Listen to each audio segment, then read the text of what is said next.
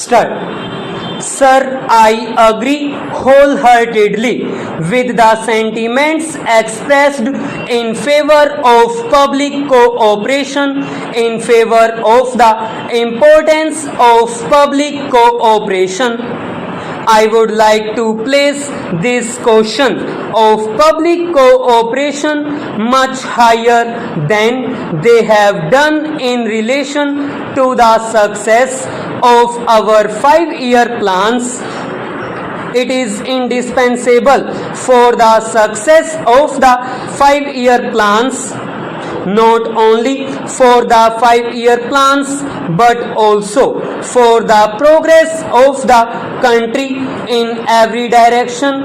Public cooperation is of supreme importance. When we think of a plan, usually it occurs to us that the requisites for the successful implementation of it are materials, machines, financial resources, and personnel.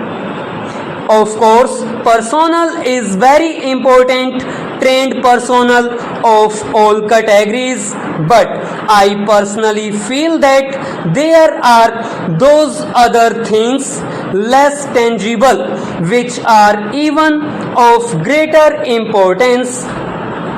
When these have been secured adequately, those other things will follow.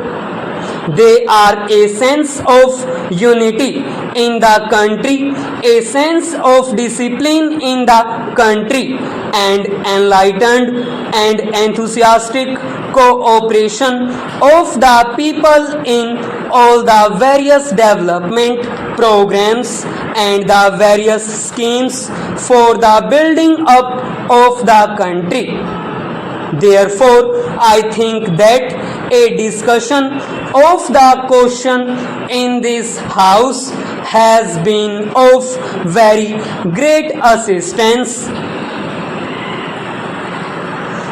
We think of the people merely as if they are beneficiaries of the plans. They are much more than that. They are, of course, the collaborators and makers of the plans, and it is only when we succeed in securing that realization on the part of the people and that effective contribution from the people on that basis that things really will start moving very much more quickly than they do now. Our whole concept of public cooperation is very limited.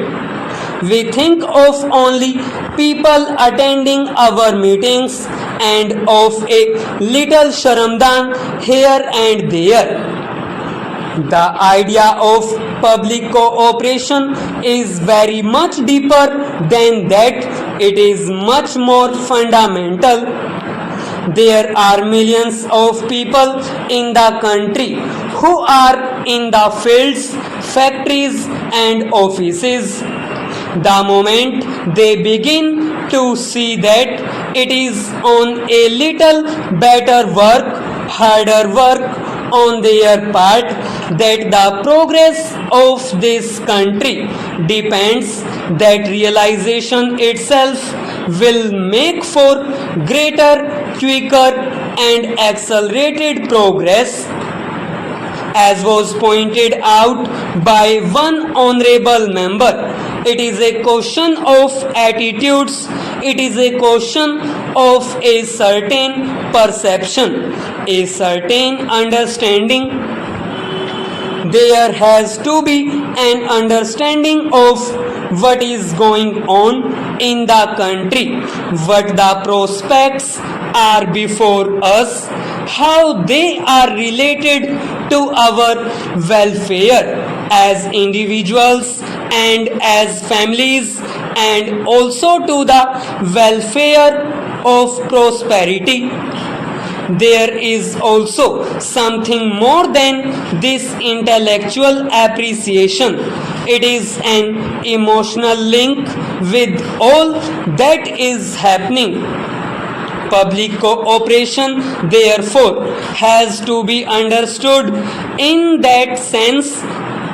It is the atmosphere which is created in the country in which all these schemes and all these development programs are going to function.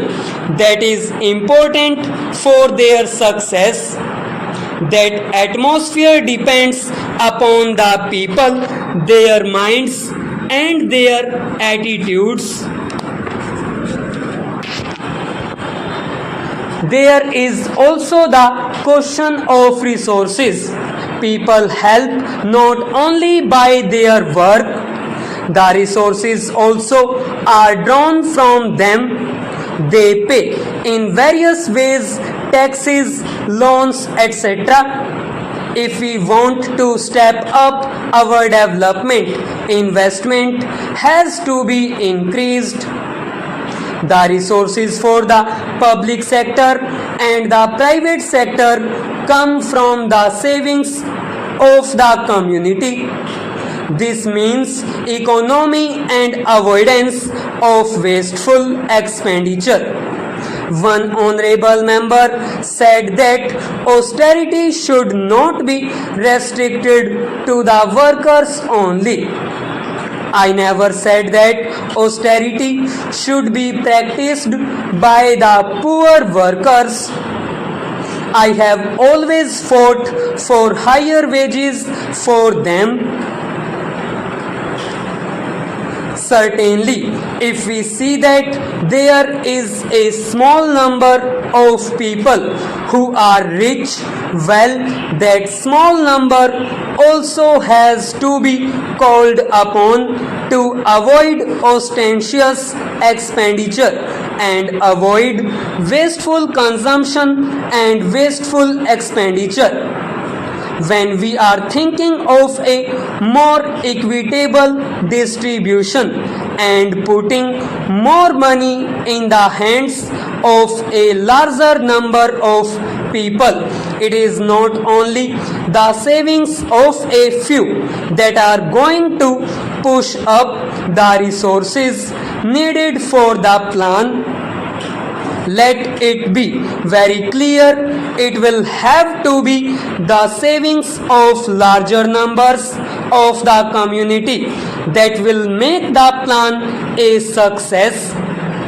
Of course, it is always understood that those who are at the lowest rung of the ladder certainly have nothing to spare, but at various levels beneath that of the people who may have crores and many lakhs, there are various groups whose savings are required, and if we are to go away with the impression that it is only the income tax payer and the rich whose savings and whose austerity are going to be sufficient, then it is not going to be so.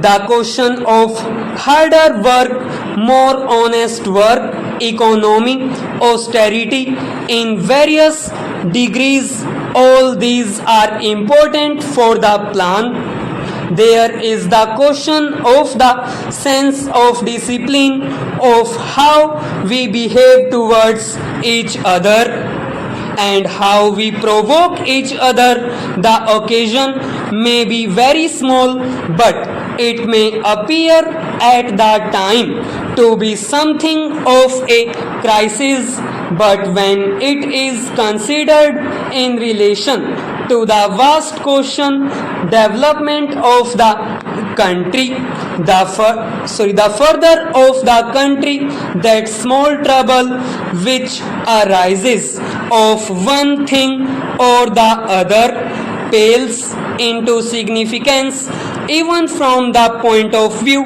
of the larger interest of those very groups. If they create disturbances, if they create a commotion, if they create a sense of insecurity that is bound to hamper the progress of the plan, and they will suffer, among others, perhaps much more than by anything that they may gain by the things which provoke them into those things. It is just incidentally that I have mentioned this. There the people have to cooperate, but there is the other aspect. Of course, they have to bear the brunt of it. The initiative for public cooperation has to be theirs.